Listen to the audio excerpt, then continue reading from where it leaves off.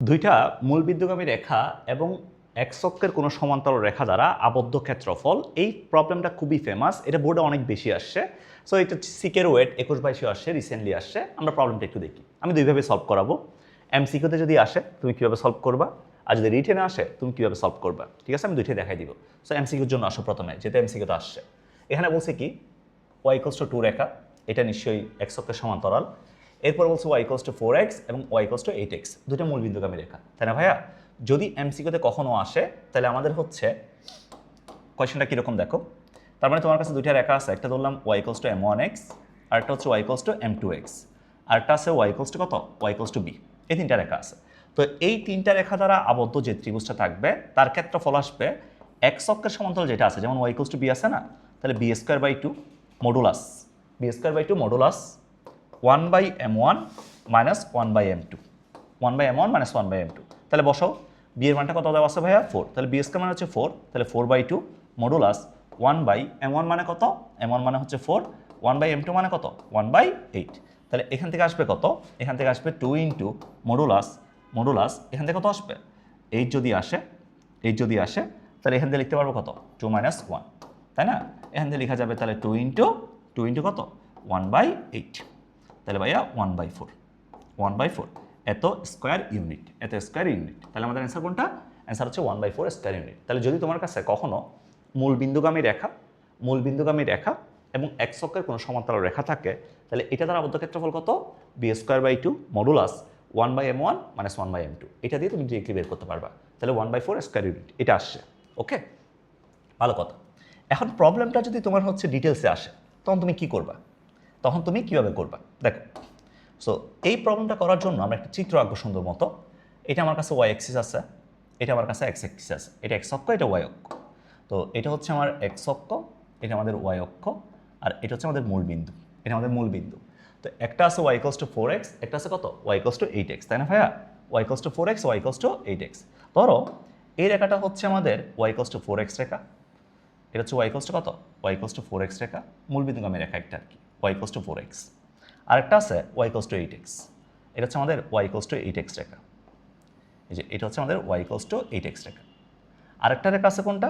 আরেকটা রেখা আছে ভাইয়া আমাদের y=2, এটা হচ্ছে আমাদের y=2 রেখা, তাই না? তা এখন আবদ্ধ ক্ষেত্র কোনটা বলো তো? এখন আবদ্ধ ক্ষেত্র কোনটা?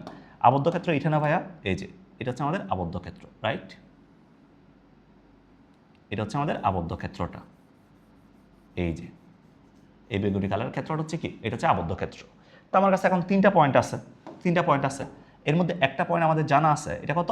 এটা হচ্ছে 0,0, এটা আমার জানা আছে, তাই না? এটা আমার জানা আছে 0,0। এরপরে এই পয়েন্ট আমার জানা নাই, এটাকে আমি এ ধরলাম। এই পয়েন্ট আমার জানা নাই, এটাকে আমি বি ধরলাম। তাহলে রেখা জানা আছে কি? এটা হচ্ছে 4x, কত? 8x, আর এটা হচ্ছে y=2। এটা আমার জানা আছে। আমি যদি এই পয়েন্টের স্থানাঙ্ক যদি বলতে যাই, এই পয়েন্টের জন্য দেখো তো ভাই, ওয়াইয়ের ভ্যালুটা কত? এই পয়েন্টের জন্য ওয়াইয়ের ভ্যালুটা কত? 2। তাহলে এই পয়েন্টের ওয়াইয়ের মানটা জানা আছে 2। তাহলে এই যে পয়েন্টটা আছে, এটা 4x রেখার উপর অবস্থিত না? তাহলে ওয়াইয়ের মানটা যদি 2 বসাই দিই 4x-এ, তাহলে আমি x এর মানটা পাচ্ছি না। তো এখানে ভাইয়া ওয়াই ভ্যালু 2 বসাইলে x এর ভ্যালু কত আসে? হাফ আসে। এটা হচ্ছে হাফ। তাহলে 1/2, ঠিক আছে? এই বিন্দুটার স্থানাঙ্ক হচ্ছে 1/2। বি পয়েন্টের জন্য আসো। তাহলে ভাই বি পয়েন্টের জন্য আমরা বলতে পারি ওয়াইয়ের ভ্যালুটা কত? ওয়াইয়ের ভ্যালুটা হচ্ছে 2। বি পয়েন্টের জন্য ওয়াই ভ্যালু কত? ওয়াই ভ্যালুটা হচ্ছে 2। দেন এই বি পয়েন্টে y=8x রেখার উপর অবস্থিত না? 8x রেখার উপর অবস্থিত। তাহলে y=2 যদি এখানে বসাই, তাহলে x এর মানটা পাচ্ছি কত? x এর মানটা পাচ্ছি 1/4। তাহলে 1/4,2 এটা আসবে। তাহলে দেখো ও পয়েন্টের স্থানাঙ্ক পাইলাম, এই পয়েন্টের স্থানাঙ্ক পাইলাম, বি পয়েন্টের স্থানাঙ্ক পাইলাম। এখন আমরা এখান থেকে বলতে পারি তাহলে ত্রিভুজ OAB এর ক্ষেত্রফল না? তাহলে ত্রিভুজ OAB এর ক্ষেত্রফল নাও। তাহলে ত্রিভুজ OAB এর ক্ষেত্রফল সমান আসবে হাফ ইন্টু, ষোলো মারতেছি আর কি, হাফ ইন্টু x এর জন্য একটা প্রথমে সারি বানিয়ে ফেলো অ্যান্টি ক্লকওয়াইজ করে এখান থেকে। তাহলে 0, এরপর কত? হাফ, এরপর হচ্ছে 1/4, আবার 0। এরপরে ওয়াইগুলো নাও, 0, 2, তারপর হচ্ছে 2, এরপর কত? আবার 0। তাহলে এখান থেকে লিখতে পারবো আমরা half into modulus, cross fire করো, এগুলো প্লাস ফায়ার, এগুলো হচ্ছে প্লাস ফায়ার, তাই না? এরপর মাইনাস ফায়ার হবে না? এই যে মাইনাস ফায়ার, এগুলো হচ্ছে মাইনাস, এগুলো কি? এগুলো হচ্ছে মাইনাস, ওই যে আমরা ক্লাস 9 যেভাবে করতাম আর কি, ঠিক আছে? তাহলে হাফ ইন্টু, এখান থেকে এটা 0 হয়ে যাবে। হাফ ইন্টু 2 মিলে কত? হাফ ইন্টু 2 মিলে হচ্ছে 1, এটা 0 হয়ে গেল। মাইনাসগুলো নাও, এটা 0, 2 ইন্টু 1/4 মিলে কত? 2 ইন্টু 1/4 মিলে হচ্ছে হাফ, এটা 0 হয়ে গেল।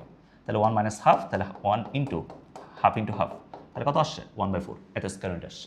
সো কেউ যদি ডিটেলসে করতে যাও, ডিটেলসে করতে গেলে এভাবে সুন্দর মতো চিত্র দিয়ে করবা।